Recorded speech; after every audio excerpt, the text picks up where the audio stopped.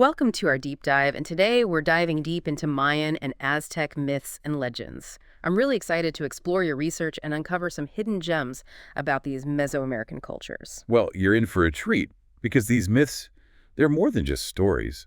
They give us this amazing look into the beliefs and the values of these civilizations. And the setting itself, Mesoamerica, sounds almost mythical volcanoes, rainforests. It's no wonder the myths from this region are so vibrant and captivating. Oh, absolutely. The landscape, it's practically a character in itself in these stories. Just take the Mayan creation myth, for instance, the Popol Vuh. It talks about how humans were made from maize, and that just shows you the deep spiritual connection they had with the land and with their crops. Right. The Popol Vuh, their sacred text. It's easy to get caught up in the more sensational aspects of the Mayans and Aztecs, like all the warfare and sacrifice, but their mythology, it reveals a much more nuanced and complex worldview, wouldn't you say? Exactly. The Popol Vuh, it actually describes how the gods tried to create humans before, first from mud and then from wood. But these early attempts, they were flawed. The mud people, they lacked form, and the wooden ones, well, they could move, but they were stiff, and they couldn't truly honor their creators. They were missing, a heart. It's interesting, isn't it, this question of what makes us human? And the Mayans, they landed on maize as the answer. It wasn't just food, it was life, creation itself. It really was. It was woven into every aspect of their lives, from their diet to their beliefs. And speaking of beliefs, the Popol Vuh isn't the only source of these incredible myths. The Aztecs, they had their own captivating story, the legend of their journey from Aztlan. Ah, yes. Aztlan, their mythical homeland. Every great civilization needs a good origin story, right? And this one is full of twists and turns. They weren't always the mighty empire we read about in history books. Oh, absolutely not. They started as nomads, guided by their god Huitzilopochtli on this perilous journey to find a permanent home. Famine, treacherous landscapes, conflicts with other tribes. It was a true testament to their faith and their resilience. And Huitzilopochtli, war, the sun, hummingbirds. What an interesting combination for a god. Why hummingbirds, I wonder? It's a curious detail, isn't it? It speaks to the complexity of these ancient pantheons. Hummingbirds are so small, but they're known for their incredible stamina and their ability to fly vast distances.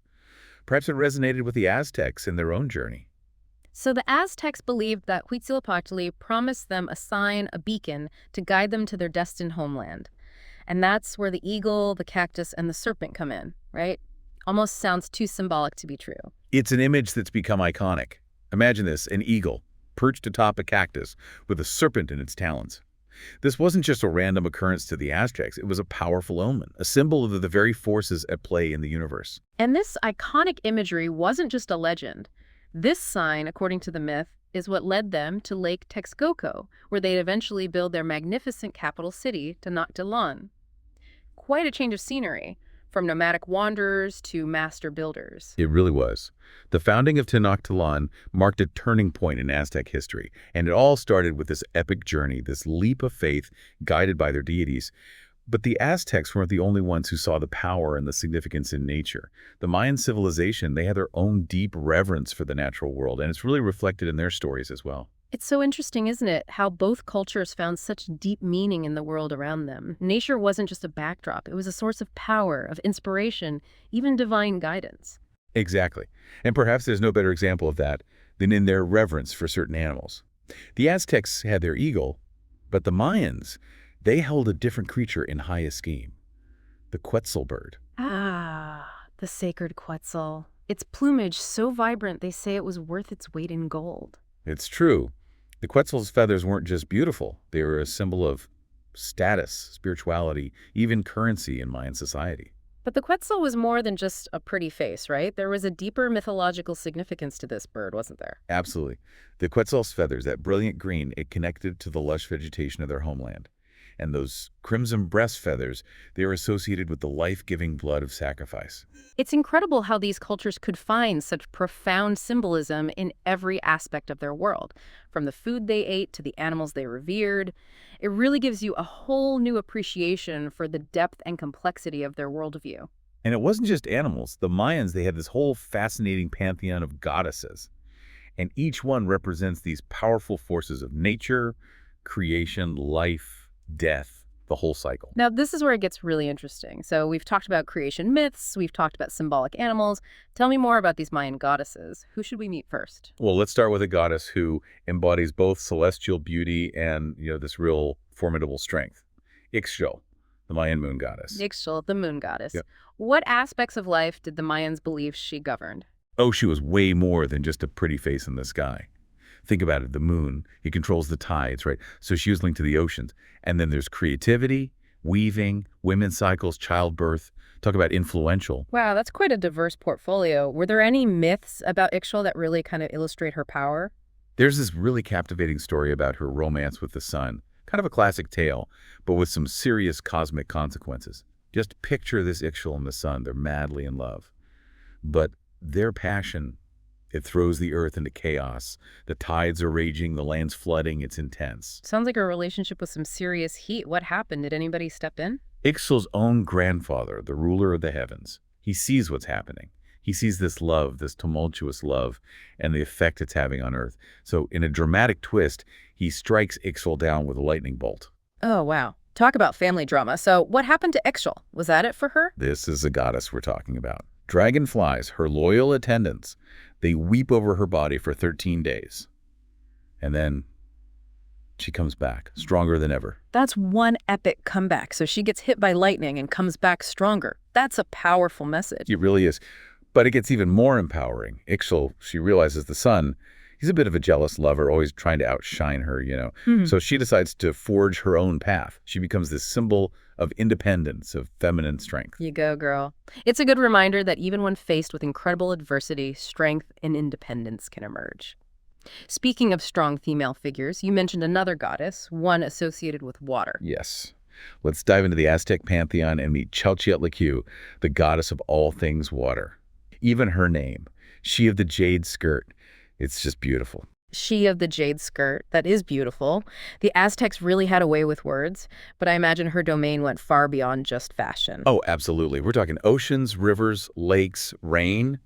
If it had to do with water, Chalchiatlicue was the one to please, and she was not to be messed with. I bet. So how did she make her presence known? How did she exert her influence? Well, there's this one myth about Chalchiatlicue unleashing this massive flood to cleanse the earth of humanity's wickedness. It's a powerful reminder of her power. A flood of, biblical proportions. It makes you wonder what those humans were up to. But was her power all about destruction, or was there a nurturing side to her as well? It wasn't just about destruction. It was about purification, renewal. Remember, water, it's essential for life. So Chalchiatlicue's connection to water also linked her to fertility, childbirth, even the waters within a mother's womb. Oh, wow. So she's a much more complex and multifaceted figure than just a wrathful goddess. She represents both the life-giving and the life-taking duality of nature. Exactly. And speaking of duality, we can't forget Yaxchiquetzal, the Aztec goddess of flowers, beauty, love, and death. Flowers and death. Now that's an interesting combination. I'm curious to know how those two concepts, how they come together in her story. Well, think about it. Flowers, they bloom, they're beautiful, but then they wither and die, only to be reborn again. It's a powerful metaphor for the cycle of life, death, and regeneration. That's beautiful. It makes me think of the cempasúchil flowers, the marigolds, so important in Mexican tradition, especially during Dia de Muertos, the Day of the Dead. Exactly. Those bright orange marigolds, they're believed to guide the spirits of the departed home. And Yaxchiquetzal, being associated with both flowers and death, she really underscores this profound connection between beauty, mortality, and that cyclical nature of existence. So far, we've got goddesses of the moon, water, the cycle of life and death. Were there any goddesses who represented other facets of Mesoamerican life? Oh, for sure. One notable figure is Chicomequetl, the Aztec goddess of agriculture, especially maize. Remember how important maize was to these cultures? Oh, yeah, absolutely. The Chicomequetl, she was like the embodiment of this vital crop. A goddess specifically for maize. It really shows you how central it was to their entire civilization. So what was she like? Was she this nurturing provider, or did she have a stricter side as well? She was both, actually, which reflects that delicate balance you need for a good harvest. A lot of depictions show her with all these maize ears, symbolizing her role as provider. But she could also withhold those blessings, bring famine and hardship if she wasn't properly honored. It's a good reminder that for ancient civilizations so reliant on agriculture, The gods and goddesses who ruled the land and the harvest, they were not to be taken lightly. They were literally the sustenance of life. Exactly. And speaking of sustenance, remember that other delectable legacy we talked about earlier? Well, there's a goddess for that too. Oh, you mean? That's right. The Mayans, they had a goddess of cacao, the key ingredient in chocolate. Her name was Cacao. She was all about abundance, fertility, and those good things in life. Okay, now that's a goddess I can get behind. It makes sense that something as treasured as cacao would have its own deity. What else can you tell me about her, a goddess of cacao? It seems like every aspect of Mayan and Aztec life was intertwined with the divine, from the food they ate to the cycles of nature. Speaking of those cycles, we were talking about the Aztecs and their epic journey from Aztlan. Oh, yeah, the pilgrimage from Aztlan. It's a story full of symbolism, hardship, but ultimately this triumph of faith and destiny. Right, and we left off with the Aztecs receiving their sign, the eagle on the cactus, devouring the serpent. Hard to imagine a more powerful image. What happened once they found it? Did they just set up camp and say, this is home? Not quite. Remember, this sign, it supposedly appeared on an island in Lake Texcoco. Not exactly the easiest place to build a city, but the Aztecs, they saw it as the ultimate test, the final challenge in this long journey. So they rose to the challenge, and that's how Tenochtitlan, their magnificent capital, came to be. Exactly. They dredged the lake bed, built causeways, chanapas, these incredible floating gardens. They transformed this marshy island into this thriving metropolis. It's a testament to their ingenuity, their resilience, and this unwavering belief in their destiny. It's amazing, from nomadic wanderers to master builders, all guided by divine providence and this incredible connection to their natural surroundings. Makes their mythology all the more fascinating, doesn't it? These weren't just stories, they were woven into the very fabric of their civilization. I know, right? And speaking of weaving, remember those Quetzal feathers we talked about? They weren't just for decoration. The Mayans, they would weave them into these intricate tapestries, and these tapestries would depict their myths, their legends. It was a way to ensure these stories were passed down. Like their own ancient form of storytelling, through art. Can you imagine the skill and artistry it took to create those tapestries? Talk about reverence, not just for the bird itself, but for the stories those feathers help tell. It's true. And it wasn't just tapestries. The Mayans and the Aztecs, they incorporated their mythology into everything, their architecture, their rituals, even their social structure. It feels like we've only just scratched the surface of this intricate world. So if our listeners want to dive deeper into the myths and legends of the Mayans and Aztecs, where do they go from here? What else should they be exploring? I think it's about looking at these myths, not just as stories, but as keys to a whole different way of seeing the world. Look deeper. Explore the connections between the different gods, the recurring themes, the symbolism. Don't just read the myths, decode them, right? Uncover the layers of meaning hidden beneath the surface. It's like you're piecing together an ancient puzzle, but instead of a picture, you're revealing this whole different worldview. That's a great way to put it. It's a journey of discovery. It's a chance to glimpse into the hearts and minds of two of the most remarkable civilizations the world has ever seen. Well said.